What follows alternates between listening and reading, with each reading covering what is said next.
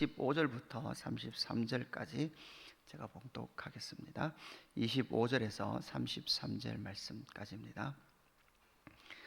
온 이스라엘 가운데에서 압살롬 같이 아름다움으로 크게 칭찬받을 자가 없었으니 그는 발바닥부터 정수리까지 흠이 없음이라. 그의 머리털이 무거움으로 연말마다 깎았으며 그의 머리털을 깎을 때에 그것을 달아본즉 그 머리털이 왕의 저울로 200세겔이었더라. 압살롬의 아들 셋과 딸 하나를 낳았는데 딸의 이름은 다말이라. 그는 얼굴이 아름다운 여자더라. 압살롬이 이때 동안 예루살렘에 있으되 왕의 얼굴을 보지 못하였으므로 압살롬이 요압을 왕께 보내려 하여 압살롬이 요압에게 사람을 보내 부르되 그에게 오지 아니하고 또다시 그에게 보내되 오지 아니하는지라. 압살롬이 자기의 종들에게 이르되 보라, 요압의 밭이 내 밭 근처에 있고 거기 보리가 있으니 가서 불을 지르라 하니라. 압살롬의 종들이 그 밭에 불을 질렀더니 요압이 일어나 압살롬의 집으로 가서 그에게 이르되 어찌하여 내 종들이 내 밭에 불을 질렀느냐 하니 압살롬이 요압에게 대답하되 내가 일찍이 사람을 내게 보내 너를 이리로 오라고 청한 것은 내가 너를 왕께 보내 아뢰게 하기를 어찌하여 내가 그술에서 돌아오게 되었나이까. 이때까지 거기에 있는 것이 내게 나았으리라 하려 함이로다. 이제는 내가 나로 하여금 왕의 얼굴을 볼 수 있게 하라. 내가 만일 죄가 있으면 왕이 나를 죽이시는 것이 옳으니라 하는지라. 요압이 왕께 나가서 그에게 아뢰매 왕이 압살롬을 부르니 그가 왕께 나가 그 앞에서 얼굴을 땅에 대어 그에게 절하매 왕이 압살롬과 입을 맞추니라. 아멘. 사무엘하 14장 말씀을 우리가 함께 살펴보고 봐야 합니다. 어제와 이어지는 이 14장 말씀은 압살롬의 그런 범죄 이후에 펼쳐지는 사건들을 우리에게 기록해 주고 있습니다. 암놈이 다말을 성폭행을 하게 됩니다. 그로 말미암아 이 압살롬이 암놈을 죽이는 보복의 행위를 펼쳐 갔습니다. 이러한 다윗의 집의 일들, 다윗의 범죄 이후로 일어나는 이러한 일들이 계속해서 이어지고 있습니다. 다윗이 자신의 그 범죄와 동일한 그 범죄들이 자녀들에게도 일어나는 거죠. 육신의 정욕과 욕심에 따라 행했던 그 모습들이 그대로 나타날 뿐만 아니라 범죄 앞에서 대처하는 모습들 역시도 계속해서 이러한 자신의 정욕과 자기의 욕심대로 행하는 모습들을 그대로 우리에게 알려주고 있습니다. 그뿐만 아니라 오늘 이 14장으로 이어지는 압살롬의 이 상황들을 보면서 지금 다윗의 왕가는 앞으로 왕이 누가 될 것인가, 이 문제도 함께 걸려 있다고 생각해야 합니다. 그러면서 이 다윗이 앞으로 왕을 누구로 세울 것인가, 압살롬은 자기가 왕이 될 것을 끊임없이 기대하고 있습니다. 이것이 이 기대가 15장 압살롬의 반역으로 계속 그렇게 이어지고 있는 거죠. 내용이 어떻게 됩니까? 범죄 이후에 압살롬은 이제 그술로 도망하게 됩니다. 그술에서 3년을 머물게 되죠. 그 상황 가운데서 13장 39절에 보면 13장 마지막 절이죠. 다윗 왕의 마음이 압살롬을 향하여 간절하니 암놈은 이미 죽었으므로 왕이 위로를 받았습니다. 이렇게 말씀하고 있습니다. 암놈은 이미 죽었고 압살롬은 그술로 도망가서 3년이 지나는 동안 이제 다윗의 마음은 압살롬을 향하고 있습니다. 그런데 문제는 이제 14장으로 넘어옴에도 불구하고 이 압살롬이 회개했거나 또한 다윗과 화해했다, 다윗에게 용서를 구했다, 이런 내용이 전혀 나타나지 않습니다. 하나님 앞에 회개했다라는 내용도 나타나고 있지 않습니다. 그러면서 이제 이 14장에 들어오면 요압이 드로아 여인을 하나 불러서 복장을 변장시키고 다윗 앞에 가서 연극을 하게 하는 그 일을 행합니다. 이것을 하면서 이 일을 누가 행했는지, 여러분 이것을 다윗은 19절에 보면 14장 19절에 보면 이렇게 말하죠. 왕이 이르되 이 모든 일이 요압이 너와 함께 하였느냐, 이렇게 묻습니다. 이것을 딱 보는 순간 다윗 안에는 이 일을 행할 사람은 누구밖에 없다? 요압밖에 없다라는 생각을 했던 것 같습니다. 그래서 이 사건은 압살롬의 범죄 이후에 다윗과 압살롬의 관계, 그뿐만 아니라 이 다윗과 압살롬 사이에 누가 개입되어 있어요? 요압이라는 사람이 개입되어 있는 이 모습을 우리는 볼 수 있습니다. 여러분, 이런 관계 속에서 우리는 한번 살펴볼 관계의 그런 모습들을 볼 수 있습니다. 첫 번째는 여러분 잘 보시면 잘못된 중재자 요압이 그들 사이에 서 있습니다. 여러분, 요압은 계속해서 다윗의 바로 옆에서 국방력을 맡은 국방부 장관으로서 일을 하지만 요압은 처음부터 가장 강력한 힘이 있는 사람이었습니다. 어떻게 보면 다윗도 때로는 어떻게 할 수 없는 그 자리에 요압이 있었습니다. 언제든지 중요한 사건에는 요압이 등장을 합니다.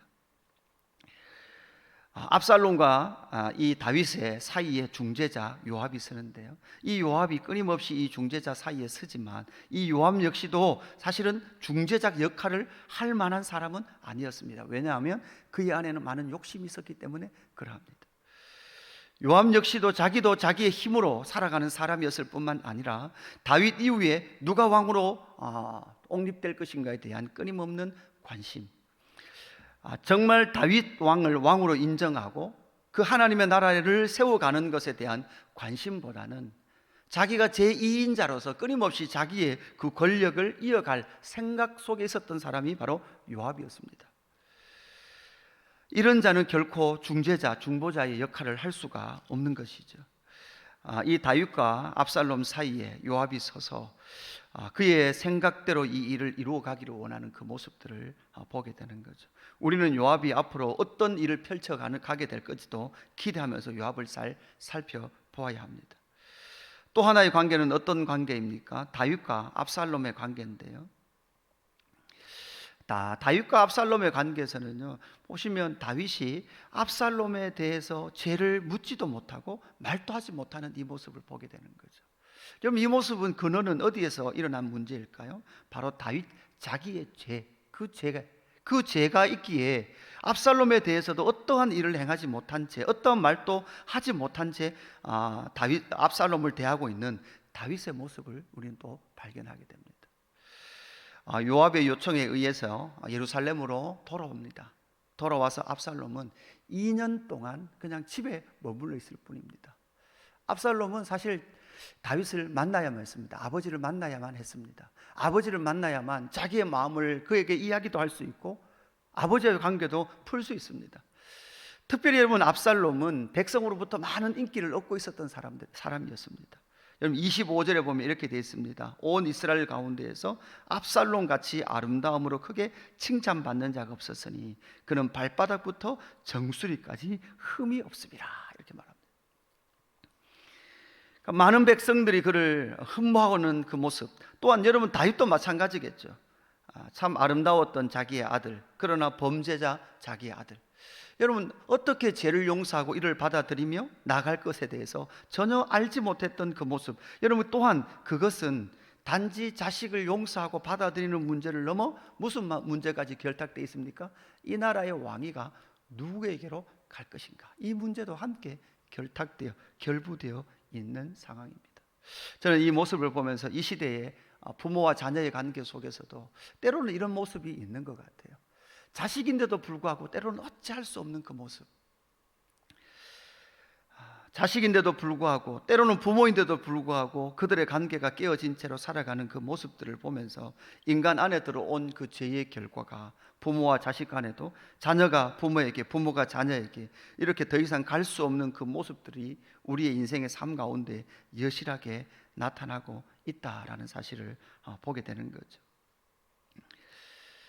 그뿐만 아니라 이 관계 속에는 진정한 화해도 없었습니다. 33절에 보면 이렇게 14장이 마무리됩니다.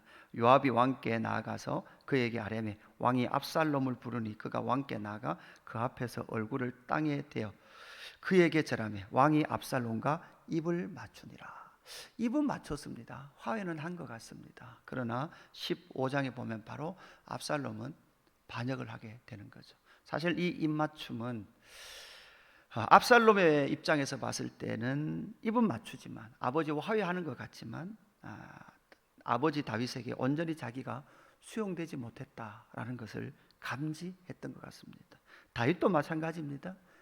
어쩔 수 없이 지금 누가 개입되어 있습니까? 이 문제에 힘 있는 요압이 개입되어 있습니다. 그에 의해서 불긴 했지만 진정한 화해와 샬롬이 이루어지지 못한 관계를 보게 되는 거죠. 여러분, 여기에서 우리는 복음을 찾아보아야 합니다. 여러분, 중재자 예수 그리스도를 보아야 합니다.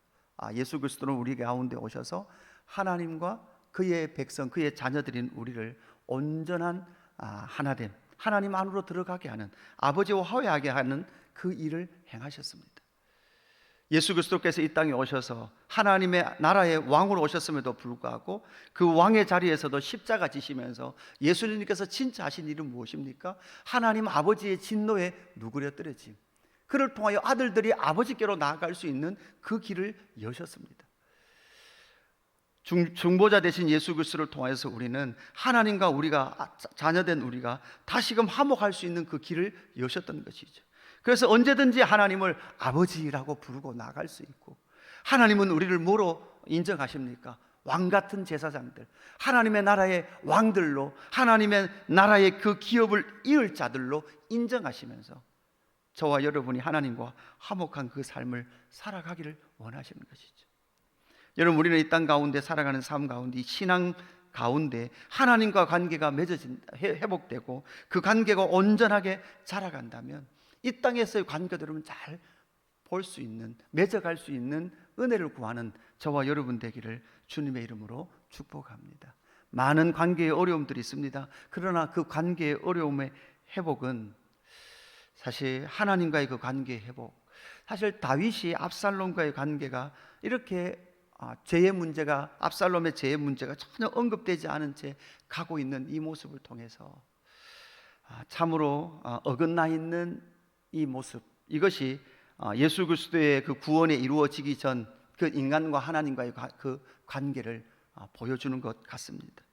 그러나 이제는 우리가 예수 그리스도의 십자가의 복음의 은혜를 입었고 그로 말미암아 하나님과 자녀된 우리의 관계가 회복되었다는 것을 믿을 때, 여러분 역시도 자녀와의 관계, 이웃과의 관계, 이 관계들이 온전하게 회복되어져 가는 것이 우리의 신앙의 여정이 되어야 할 것입니다.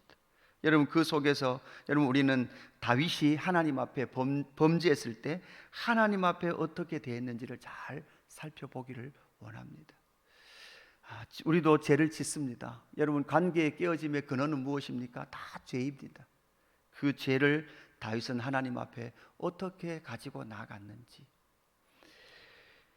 압살롬이 만약 다윗이 범죄하고 어떻게 하나님 앞에 회개하고 나갔는지를 알았다면 이 압살롬 역시도 그것을 통하여, 그 회개를 통하여 아버지께 나아갈 수 있었지만 압살롬은 전혀 그렇지 못했던 것이죠. 여러분, 압살롬 안에는요, 이 자기가 지은 자기가 지은 죄도 크지만 아버지가 자기를 불러주지 않는 게 자기 안엔 더 섭섭했던 거예요. 인간은 이런 존재인 것 같아요. 정말 자기의 그 죄인됨과 자기의 죄의 그 악함, 그 속에 자기의 범죄는 암놈이 자기의 동생을 성폭행한 것에 대한 보복으로서 정당하다라는 생각이 자기를 사로잡고 있었던 것이거든요. 이것이 늘 우리 안에 있는 기본적인 생각입니다. 가인이 아벨을 쳐 죽인 이후에 하나님께서 그에게 책망하고 네가 앞으로 이런 벌을 받을 것이다 라고 말할 때 가인은 그렇게 말했습니다. 내가 지은 죄 치고 이 벌이 너무 과한 것 아닙니까? 이게 기본적으로 우리 가운데 돌아가는 메커니즘입니다. 여러분, 하나님은 하나의 죄도 싫어하십니다. 아무리 작은 죄도 싫어하십니다. 그 죄의 근원을 하나님은 싫어하십니다. 그러나 그 죄는 우리 인간 스스로 해결할 수 없습니다. 인간 스스로 해결해 갔던 사람이 바로 압살롬이라는 사람입니다.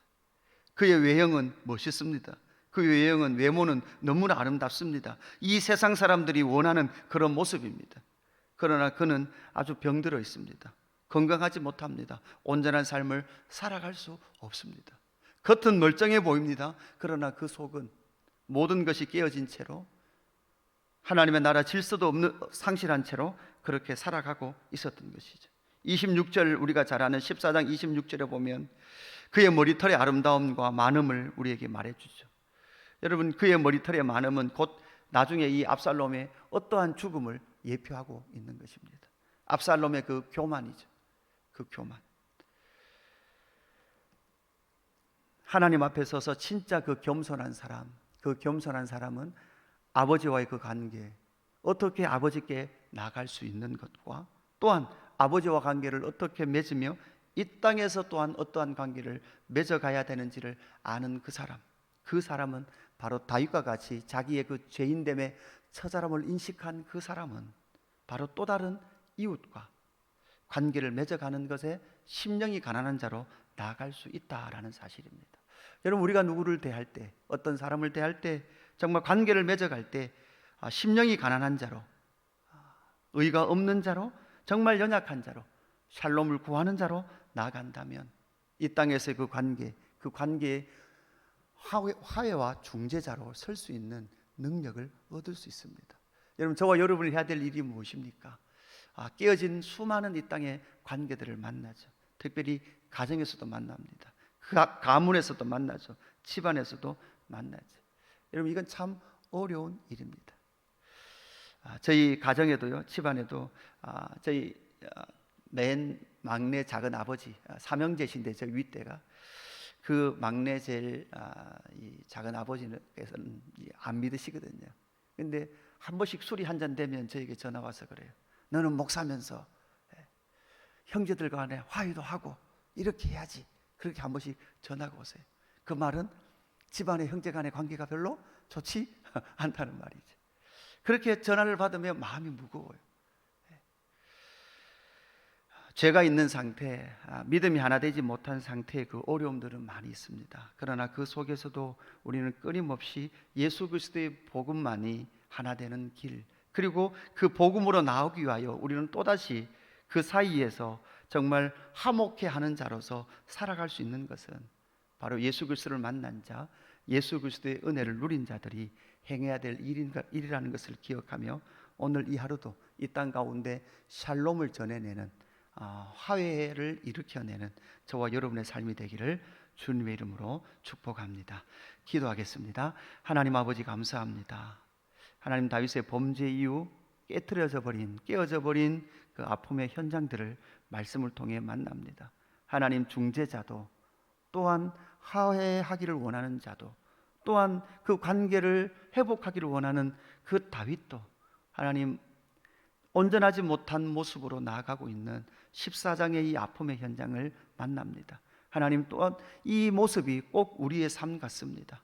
때로는 부모와 자녀의 관계에서도, 또한 부부의 관계에서도, 또한 이웃과의 관계에서도, 형제의 관계에서도 하나님, 이러한 모습들을 발견할 때마다 주님 앞에 무릎 꿇게 하시고 하나님, 예수 그리스도를 만난 우리가 정말 이 깨어진 관계, 하나님과 나의 깨어진 관계를 화목케 하신 예수 그리스도의 십자가의 은혜를 누린 자로서 이 땅 가운데 그 기쁨과 화목과 샬롬을 이뤄내는 그 사람으로 살아갈 수 있도록 성령 하나님 인도하시고 역사하여 주옵소서. 하나님, 그 예수 그리스도께서 화목케 하신 그 은혜가, 그 복음이 우리 가정을 덮게 하시고 우리의 입술 덮게 하셔서 그 복음이 이 땅 가운데 흘러가는, 그래서 복음의 열매를 맺는 귀한 은혜를 경험하는 저희의 삶이 될 수 있도록 인도하여 주옵소서. 감사함을 드리며 구주 예수 그리스도의 이름으로 기도드리옵나이다.